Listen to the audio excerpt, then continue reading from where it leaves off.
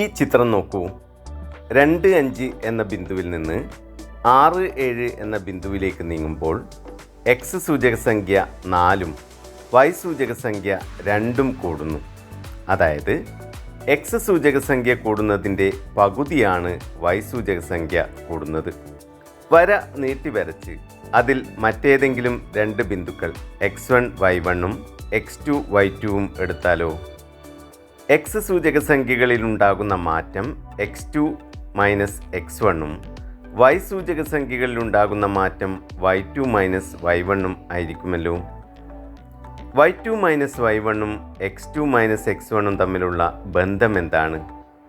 അത് ചെറിയ മട്ടത്രികോണത്തിൻ്റെ ഉയരവും പാദവും തമ്മിലുള്ള ബന്ധം തന്നെയല്ലേ?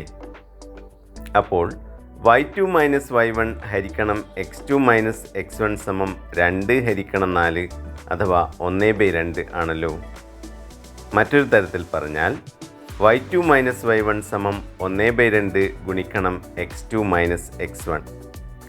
x1 y1 x2 y2 എന്നീ ബിന്ദുക്കൾ ഈ വരയിൽ എവിടെ ആയാലും ഈ ബന്ധം ശരിയാകുമല്ലോ. അതിനാൽ 2, 5, 6, 7 എന്നീ ബിന്ദുക്കൾ യോജിപ്പിക്കുന്ന വരയിലെ ഏത് ബിന്ദുവിൽ നിന്നും മറ്റൊരു ബിന്ദുവിലേക്ക് നീങ്ങുമ്പോൾ വൈ സൂചക സംഖ്യയിലുണ്ടാകുന്ന മാറ്റം എക്സ് സൂചക സംഖ്യയിലുണ്ടാകുന്ന മാറ്റത്തിൻ്റെ പകുതിയാണ്. 2, 5, 6, 7 എന്നീ ബിന്ദുക്കൾക്ക് പകരം മറ്റേതെങ്കിലും ബിന്ദുക്കൾ എടുത്താലോ? ഉദാഹരണമായി 1, 4, 5, 12 എന്നെടുത്തു നോക്കാം. 1, 4 നിന്ന് 5, 12 എത്തുമ്പോൾ എക്സ് സൂചക സംഖ്യ 4 കൂടുന്നു, വൈ സൂചക സംഖ്യ 8 കൂടുന്നു. അതായത് എക്സിലെ മാറ്റത്തിൻ്റെ 2 മടങ്ങാണ് വൈയിലെ മാറ്റം.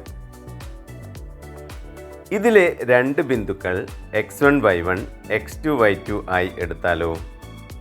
വലിയ ത്രികോണത്തിൻ്റെ ഉയരം പാദത്തിൻ്റെ 2 മടങ്ങായതിനാൽ ചെറിയ ത്രികോണത്തിൻ്റെ ഉയരവും അതിൻ്റെ പാദത്തിൻ്റെ 2 മടങ്ങായിരിക്കുമല്ലോ.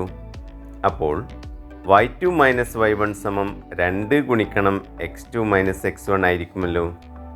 അതായത് ഈ വരയിലെ ഒരു ബിന്ദുവിൽ നിന്ന് മറ്റൊരു ബിന്ദുവിലേക്ക് നീങ്ങുമ്പോൾ വൈയിലെ മാറ്റം എക്സിലെ മാറ്റത്തിൻ്റെ 2 മടങ്ങാണ്. നാം ഇപ്പോൾ കണ്ട 2 വരകളിലും എക്സ് കൂടുമ്പോൾ വൈയും കൂടുന്നു. മറിച്ചും സംഭവിക്കാം. ഉദാഹരണമായി 2, 5, 6, 3 എന്നീ 2 ബിന്ദുക്കൾ എടുത്താൽ എക്സ് സൂചക സംഖ്യ 4 കൂടുമ്പോൾ വൈ സൂചക സംഖ്യ 2 കുറയുകയാണ് ചെയ്യുന്നത്.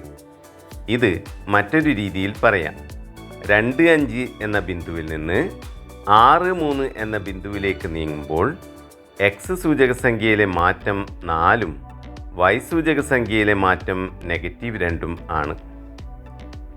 അപ്പോൾ വൈ സൂചക സംഖ്യയിലെ മാറ്റം എക്സ് സൂചക സംഖ്യയിലെ മാറ്റത്തെ -1/2 ഗുണിച്ചതാണെന്ന് പറയാം. വരയിലെ മറ്റേതെങ്കിലും 2 ബിന്ദുക്കൾ x1 y1 x2 y2 എടുത്താലോ? ചിത്രത്തിലെ വലിയ മട്ടത്രികോണത്തിൻ്റെ വിലങ്ങനെയുള്ള വശം x2 മൈനസ് x1ഉം കുത്തനെയുള്ള വശം y1 മൈനസ് y2ഉം ആണല്ലോ. അപ്പോൾ y1 മൈനസ് y2 സമം 1/2 ഗുണിക്കണം x2 മൈനസ് x1.